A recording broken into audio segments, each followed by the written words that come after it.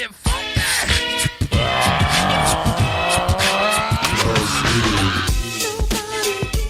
All right, welcome to the Bizz, where we're all up in it.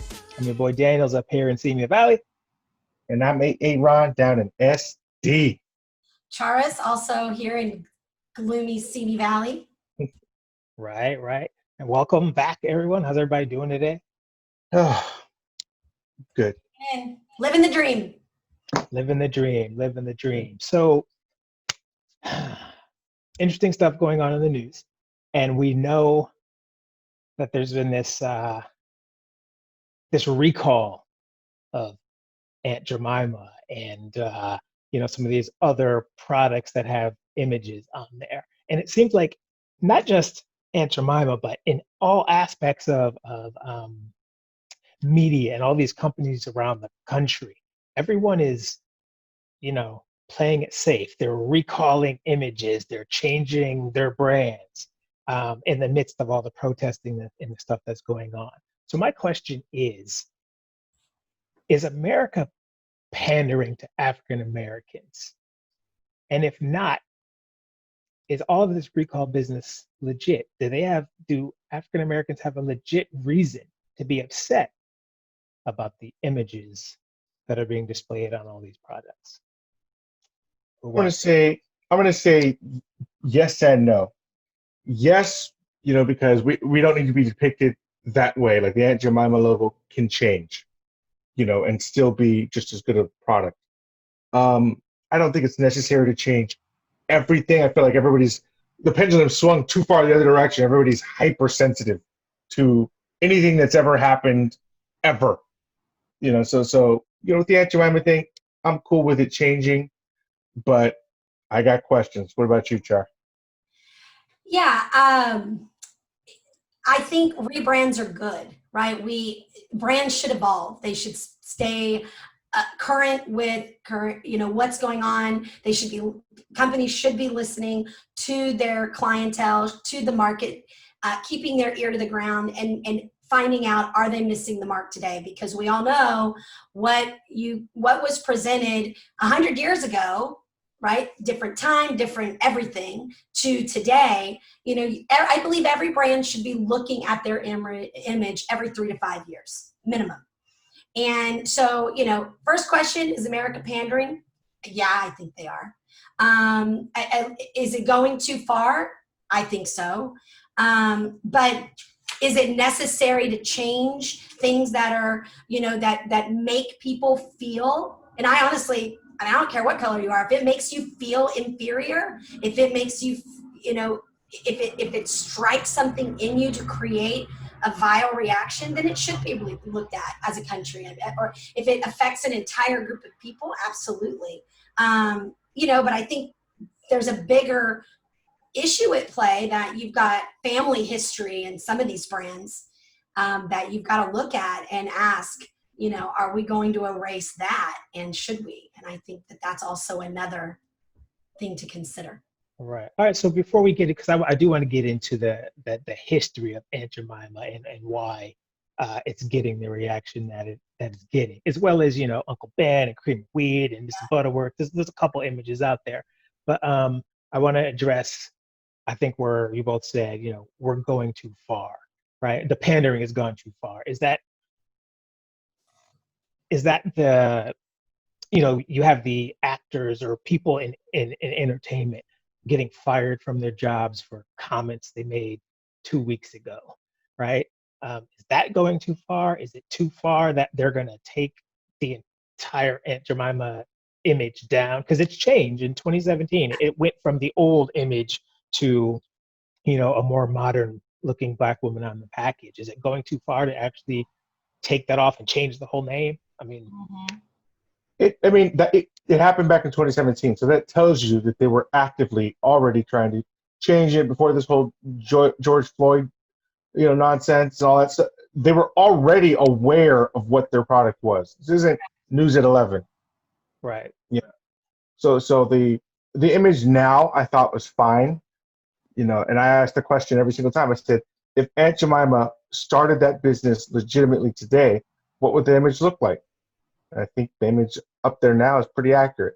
Yeah, how would they portray an image of a black woman on a pancake box without making her look like she So was a maybe slave? it's What not would that look like? maybe it's not the look, maybe it's the name. Like, what do you think about when you think of Aunt Jemima? You know, I mean, I know what I think of. I think of syrup, but Right. but that could be I mean, that could be bad that I think that. What do you think of when you think of the word Jemima? Well, I mean, I don't know where the name Jemima came from. I mean, according to an article that I have, according to Alice Stein Turley, an article that I read about the story behind Aunt Jemima was a fictional character that was created, and to publicize um, this pancake mix that they made that was miraculous. You add water and it automatically rises, right? So she was a fictional character that was initially portrayed by a white man in blackface. She was like a minstrel type character. And then once they decided to market and try to make the product blow up, they eventually needed to hire an actual black woman to portray this character, right? And to enter Nancy Green. Nancy Green was born a slave in Kentucky in 1834. And she was, I actually believe, according to the article, she was released from slavery early, and she got hired by a family to work in their house. They moved to Chicago, and when let me try to find the name of the country, the Pearl Mill, the Pearl Milling Company needed, a face for Aunt Jemima. They hired Nancy Green. Nancy Green was contracted. She went all over the country portraying Aunt Jemima. The brand blew up. And although she may have gotten paid for her time, by today's standards, she never received any royalties right. for her likeness, right? And that's the problem for me. Like, I'm more upset about that she wasn't properly compensated, or her family wasn't properly compensated. I find that to be more insulting to her and what she did for their company for so many years as the face of their company. That bothers me more. And I don't know, I mean, maybe that's when you are not properly compensated for your work, that's a bigger issue for me. Are we changing the logo if she's a millionaire right now and her family's set? I would argue Yes. they might try to fight. No, I mean, I would argue that they try and fight to keep it. Yeah. No. And I'm only saying no simply because of that. What you're asking, Aaron? Like, do the royalties go away if they change the brand? No, I'm saying is, are we even having this discussion if she was properly compensated, even after she passed, her family got the money that they were due, whatever that dollar number is. I would argue that we are, simply because the reason why there is a call, for a recall of these images, not because she didn't get paid, but because of the image that is portrayed. So let's look at the actual Aunt Jemima image, and when I post this, I'll have the image somewhere on the screen so people can see what I'm talking about. But the original image of Aunt Jemima was that of a mammy, right? A mammy is here, let me just read it. Never achieving the status of mother, mammy, or the national elevated Aunt Jemima was at best a mother's helper.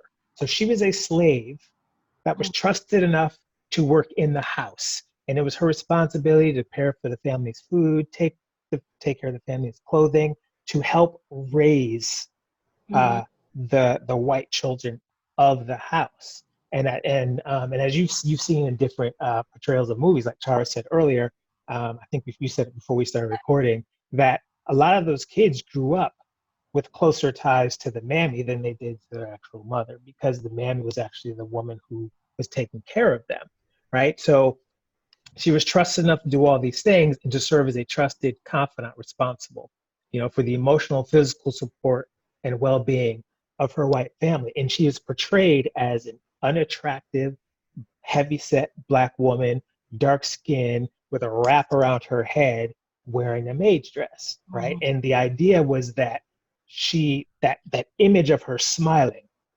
with white people around her, and she's smiling on the box. The image was supposed to sell to white people so they would feel comfortable. Oh, we want this pancake mix. It's great, and look what's on the box. Yeah. Familiar image of the mammy. Oh, we loved our mammy, right? And look, she's happy. She's totally happy to take care of this white family, right? And that's the image they wanted, and that's the image they pimped, which is offensive. Because when I look at that old picture, I see, wow, they pimped out a slave. They tried to make it look like being a slave was acceptable to the actual slave. And I'm sure she wasn't happy because she wasn't paid. She didn't get time off. She was never really treated as an equal in the family.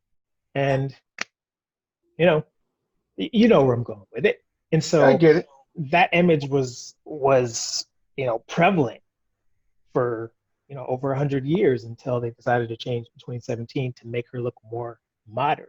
But even now, that isn't enough. They're pulling it off the shelves. I could argue that some of that stuff is still happening today. Celebrities have staff for their children. What's the difference? A healthcare package? What's the difference? Now it's Latin women versus the black women that predominantly do it. Yeah, but are they pimping? But are they all pimping out their maid though? Putting her image on packages so they can make money, and then have the maid, go home in the end of the night with. That's what was my question before. If there was compensation, are we really that outraged by it? If she's a millionaire right now. Yes, because of the imagery. But then couldn't I say that she did it voluntarily? This is the way you're going to be portrayed, and we're going to pay you a truckload of money. I can't tell you how many out-of-work actors would say, "Sign me up." Sign me up to do that. So I'm not promoting slavery, but there's got to be. I don't know. They updated the box in 2017. I looked at it. I thought it was fine, and I asked the question again: if you created this company today, what would the picture look like? Yeah. And I get that. However, the way you're framing it, if she was making the money and got her royalties, would we still be protesting? It almost sounds like, and I'm not saying you're saying this personally, but it almost sounds like we should be looking at the Aunt Jemima story and looking at it as a success story. She was born a slave, and then, oh my God, she got this contract, and she was the face of this product, right? But it isn't a success story. Maybe for her, because she probably did have I don't even know. I'm hoping that her contract and what she did for the Pearl Milling Company, which eventually became the Aunt Jemima Manufacturing Company, I'm hoping that she did have, a better walk in life because of whatever compensation she got for what she did. By today's standards, Not even close. You can't use anyone's image. She should be, she and Oprah should be having lunch every Saturday by today's image because how her image was pimped out.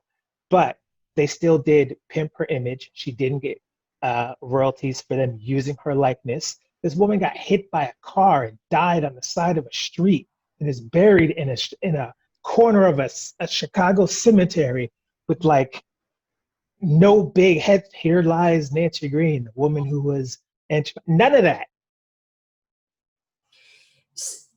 And still, her image was pimped.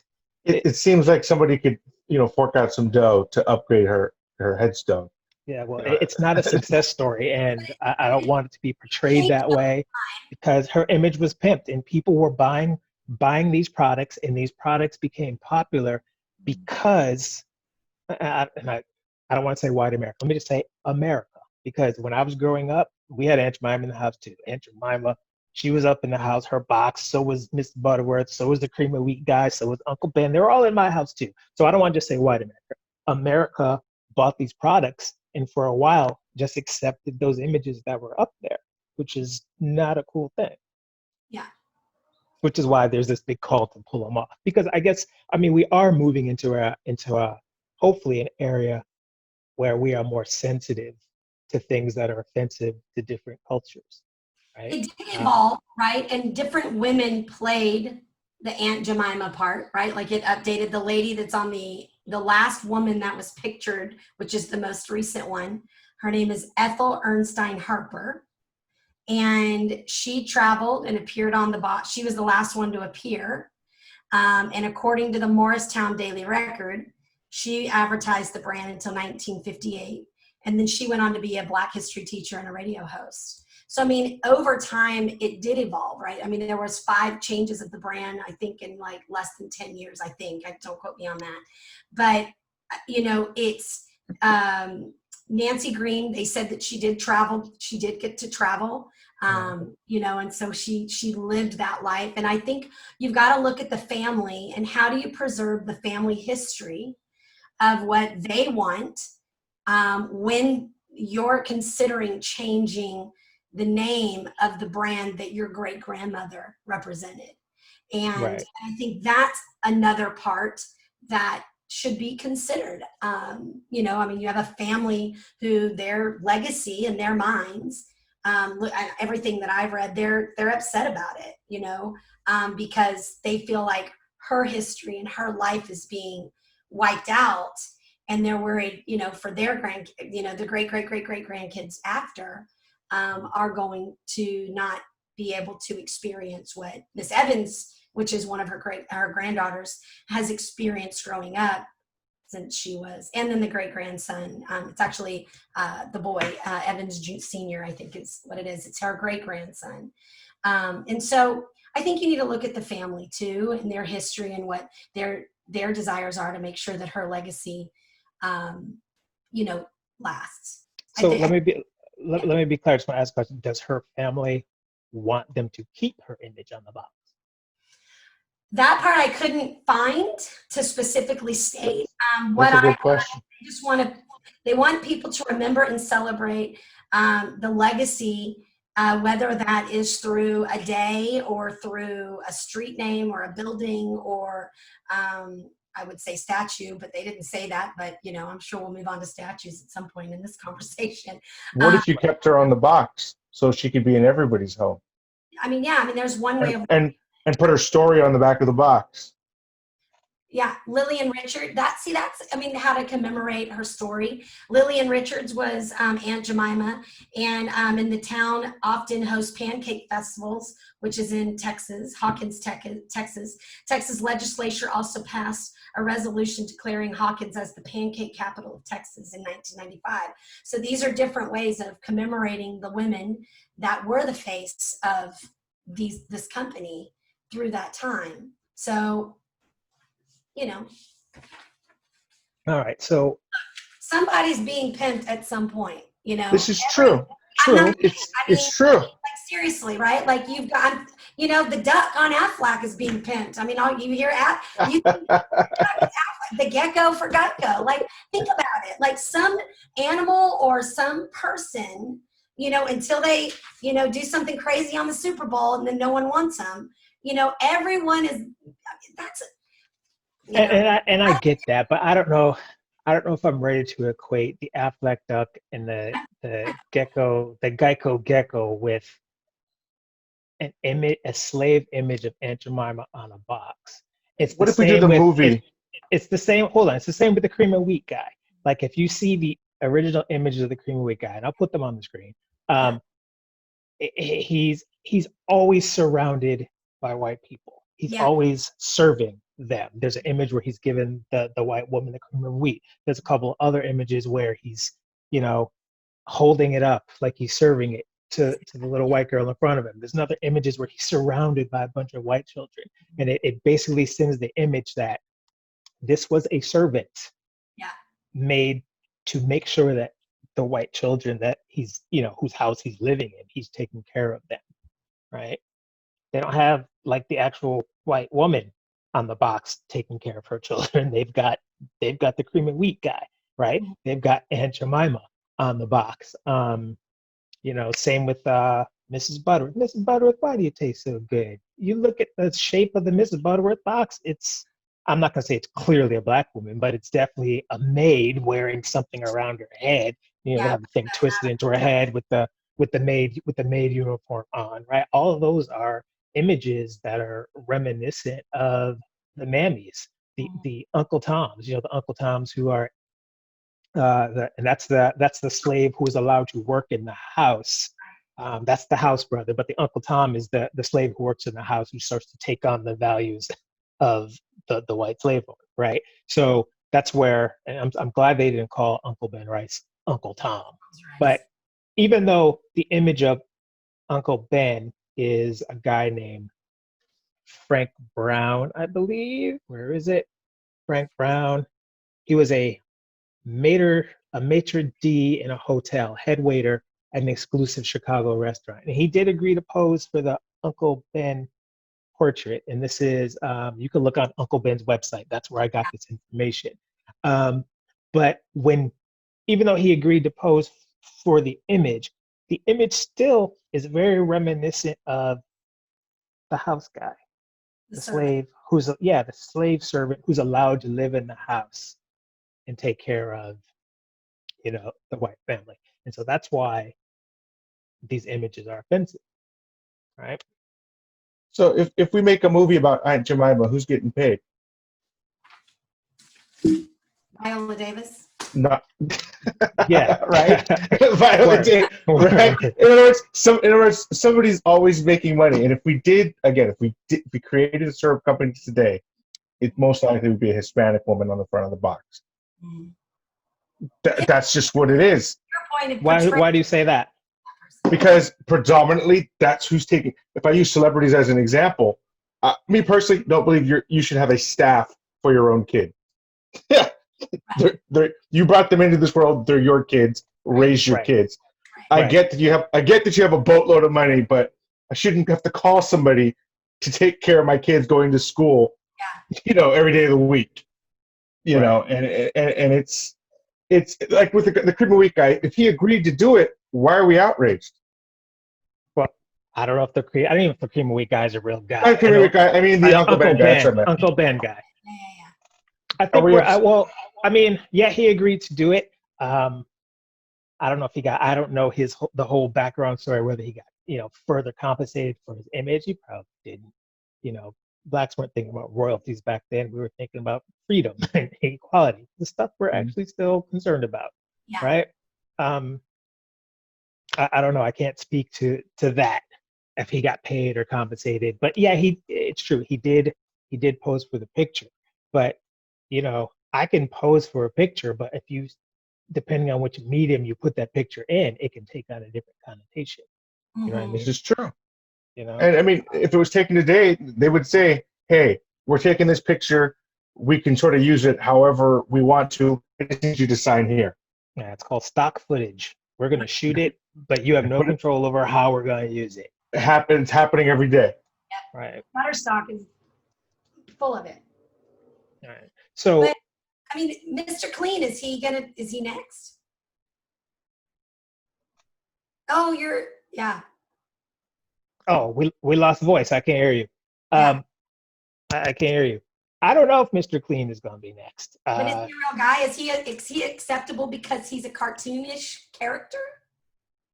I don't know. Are we going to? And again, if we start, and I don't want to start anything, and I understand the whole thing behind Aunt Jemima, but if we start taking Aunt Jemima and Uncle Ben down and Cream of Wheat and Miss Butterworth, and we change all that stuff, where do we stop? Like, when is too far? We don't. Far, right? That's a question that has come up. Because I know, Charles, you mentioned statues earlier, and I want to touch on this quickly before we go. But well, before we do, what you're saying, like in real estate, like you can't talk about it's not a master bedroom anymore.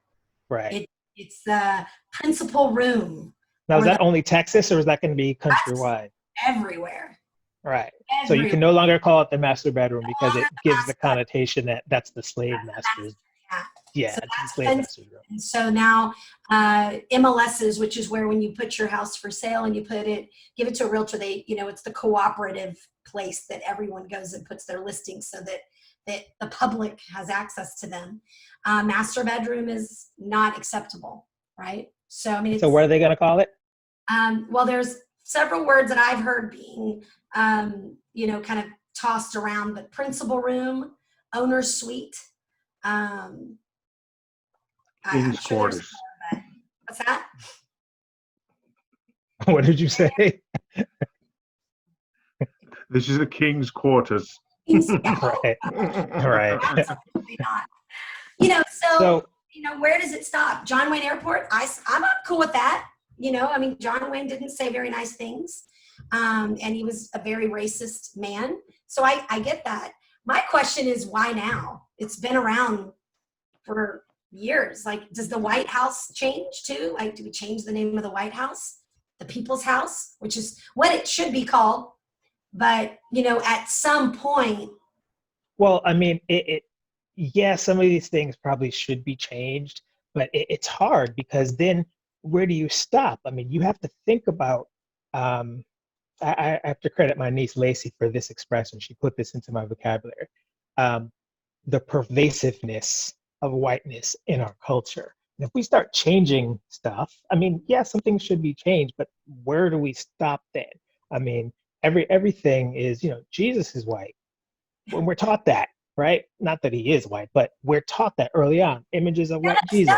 You know what I'm saying? Santa Claus is white. The ugly duckling is the black duck. It's called the White House. Snow White in the Seven Dwarfs. Pure as the driven snow. You know that it's white, right?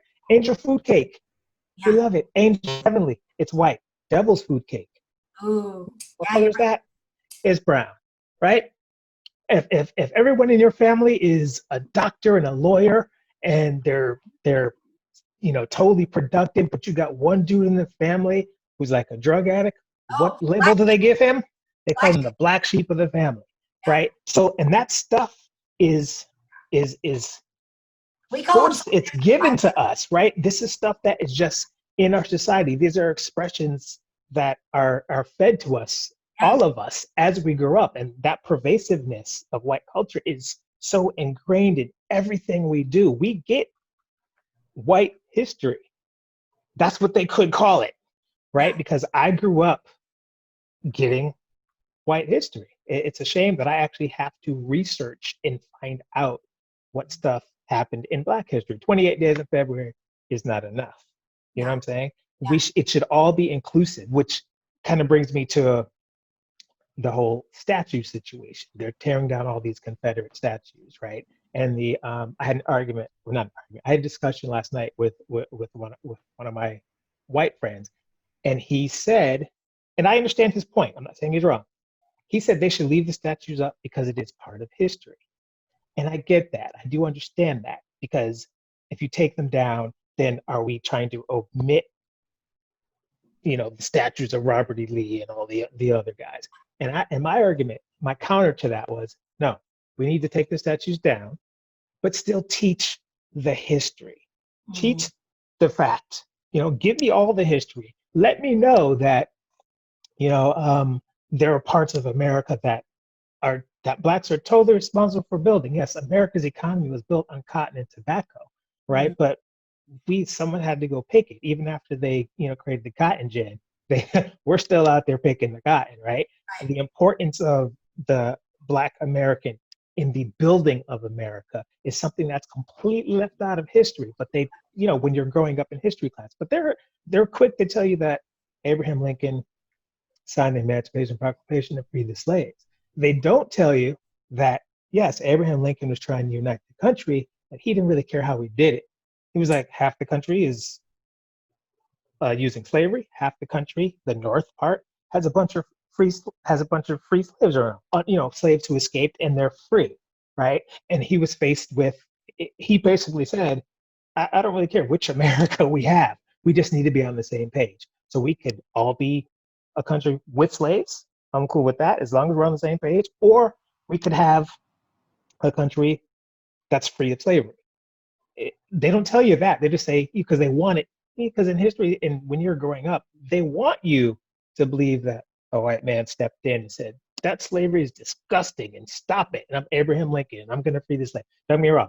I'm happy he did. I'm hoping that he looked at his options and said, it might be a little easier. Well, I don't know yeah, it is better. I mean, obviously he freed us, and I'm not begrudging the fact that he made that decision, but I'm hoping at some point he weighed the options and said, it might be easier to free the slaves than to go up into the north and try to recapture all the ones that are already free. Let's free the slaves. Yeah. I don't know if he made that decision. Whatever brought him to the decision that brought him to sign, coming up Emancipation Proclamation, I'm happy. But when it comes to these statues, we need to make sure that yes, I want them to teach who Robert E. Lee was. I don't think they should take the statues down. And I saw this in another video. They shouldn't take the statues down because Robert E. Lee and all them were racist. Robert E. Lee had slaves, right? They should take them down because Robert E. Lee was a traitor. Mm-hmm. Jefferson Davis, they started an entirely whole new country. All the states that seceded, there was their own country. Jefferson Davis was made president of that country. And Robert E. Lee was a general fighting for that country to overthrow the United States flag. Mm-hmm. Okay, if they had won, it'd be a Confederate country. They lost. They tried to take their flag and overthrow the flag right now that all these white supremacists and everyone, oh, we love America. And what do you feel about the police protest? Oh, it's a disrespect to the flag.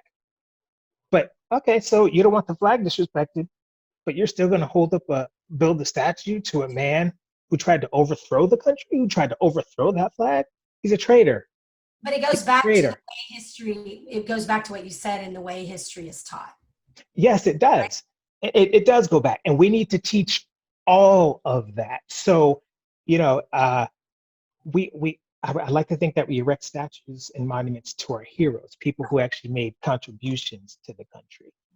I don't know. Did Robert E. Lee do anything positive for this country outside trying to? There shouldn't be any statues for second place. And there shouldn't be, right? But I'm just saying. I mean, exactly. I mean, do you think? Sorry, Charis. Oh, you're not a 49er fan. That's your husband. All right, so here we go. I was about to say, you think the 49ers? You think the 49ers are running around right now going, "Oh, look at our second place ring. We lost the Super Bowl." No, we erect statues to our heroes. Robert E. Lee wasn't a hero to this country. He tried to overthrow it. So that's my reason.